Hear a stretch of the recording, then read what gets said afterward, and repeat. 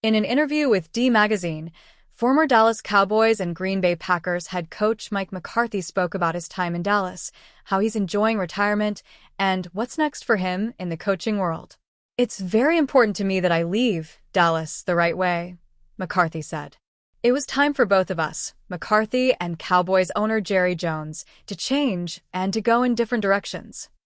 McCarthy won a Super Bowl with QB Aaron Rodgers in Green Bay before joining the Cowboys in 2020.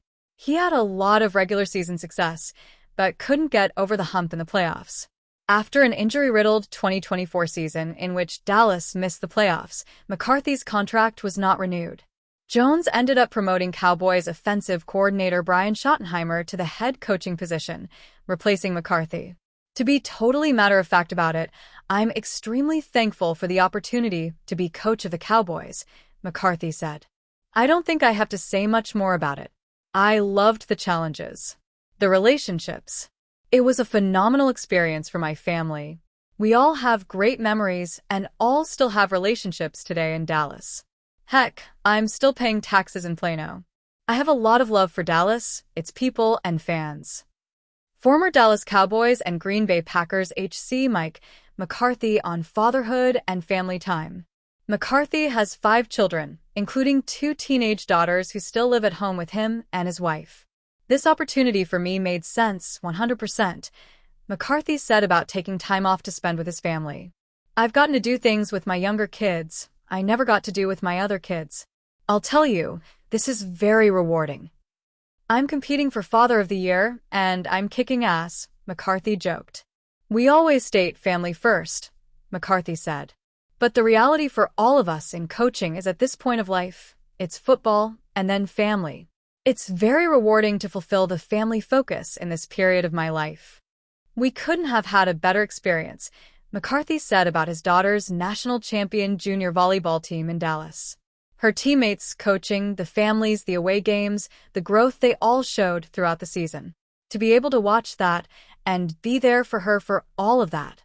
Former Dallas Cowboys and Green Bay Packers HC Mike McCarthy on his potential return to the NFL. "I'm preparing to coach again in 2026, McCarthy said. "This is his first season away from the NFL coaching life since 1993. "I go to bed tired every night," McCarthy said on his schedule away from coaching. "I try to keep a similar regimen to what I always lived as a coach, but the time sequences are now filled with family and friends." It's a rewarding time for the Super Bowl-winning coach, taking some time away to spend with his family, especially his younger daughters, while he recuperates from a rough year in Dallas. If he wants to return to the coaching ranks in 2026, there will be opportunities available. Micah Parsons wasn't happy about him and the rest of the Green Bay Packers defense, letting down starting quarterback Jordan Love during Week 4's tie with the Dallas Cowboys on Sunday Night Football. The Packers managed to avoid a loss to the Cowboys with a final second field goal in overtime that resulted in a 40-40 draw, but the defense had a rough night trying to contain Cowboys quarterback Dak Prescott and Dallas' generally effective run game.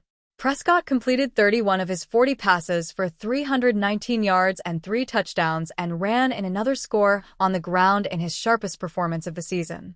Meanwhile, the Cowboys' run game gradually chipped away at the Packers' defense, which surrendered a season-high 117 rushing yards and 2 touchdowns and failed to force a turnover. By the end of the night, the Packers had given up nearly twice as many yards, 436, to the Cowboys as they had, on average, in their first 3 games of the season, 232.2.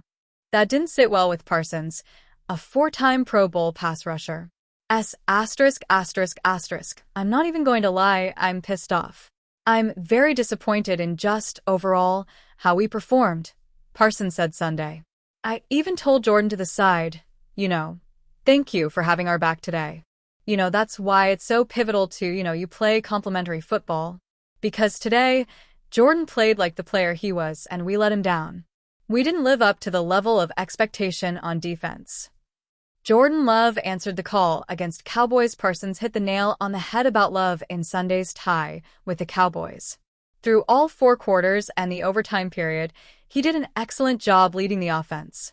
Love completed 31 of 43 passes for 337 yards and 3 touchdowns, all season highs. It was only the second time in Love's career that he had thrown at least 3 touchdown passes in a game, and the first time he had done so without throwing an interception. He also completed all 26 of his passes that he threw 10 yards or more downfield in the tie. Additionally, the Packers managed to keep the pocket mostly clean for Love despite not having 3 of their top 7 offensive linemen available due to injury. The Cowboys only sacked Love once in the game, a welcome step forward after the Packers allowed the Cleveland Browns to bring down Love 5 different times in Week 3's loss. The Packers will win plenty of games if Love continues to play like that, so long as they can sort out their issues on defense to avoid another disaster like they had in Texas. Will Micah Parsons and defense rally after bye week? The Packers will have their bye week in Week 5 to regroup and recharge. Will that give Parsons and the defense enough time to snap out of their primetime funk, though? For all intents and purposes, the Packers have done solid work on defense in 2025. They allowed fewer than 100 rushing yards combined in their first 2 wins of the season and hadn't allowed more than 18 points in a game until this week's draw. They have also tallied 11 team sacks through 4 games, tied for 7th in the league.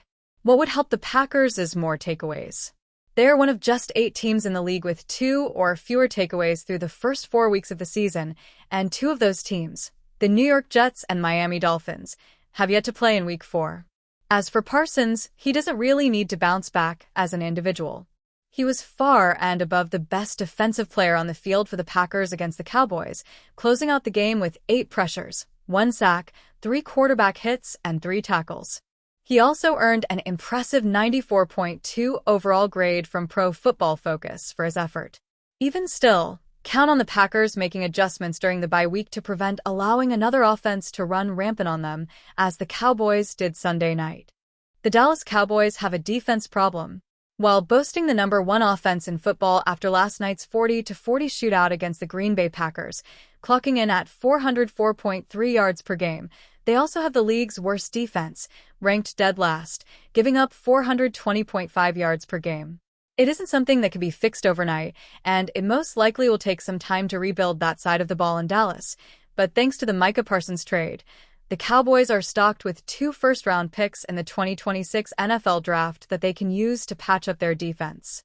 NFL Mock Draft has Cowboys selecting Oregon's Dillon Thieneman in a new mock draft from Sports Illustrated. Randy Gertze has the Cowboys selecting 2 defensive players with their first-rounders, Auburn pass rusher Keldrick Falk and Oregon safety Dillon Thieneman, as Dallas may have lost Malik Hooker to a serious injury last night. There's no team in the NFL worse at defending the pass than the Cowboys right now. Their cornerbacks are an issue, but their safeties are even more of a concern. To get things on track, they have to invest in that position, which is why they take Dillon Thieneman from Oregon, wrote Gertze. Thieneman had 6 picks as a freshman with Purdue and recorded 210 tackles in 2 seasons. He's now at Oregon, and with a brighter spotlight, he's establishing himself as a round 1 talent. Through 5 games, Thieneman has had 20 total tackles, 1 interception, and 1 pass broken up. The former Purdue Boilermaker is a star in the making, with his work ethic and leadership highlighted as some of his best qualities. If the Cowboys can manage to land a player of his pedigree, it may change the culture on Dallas defense.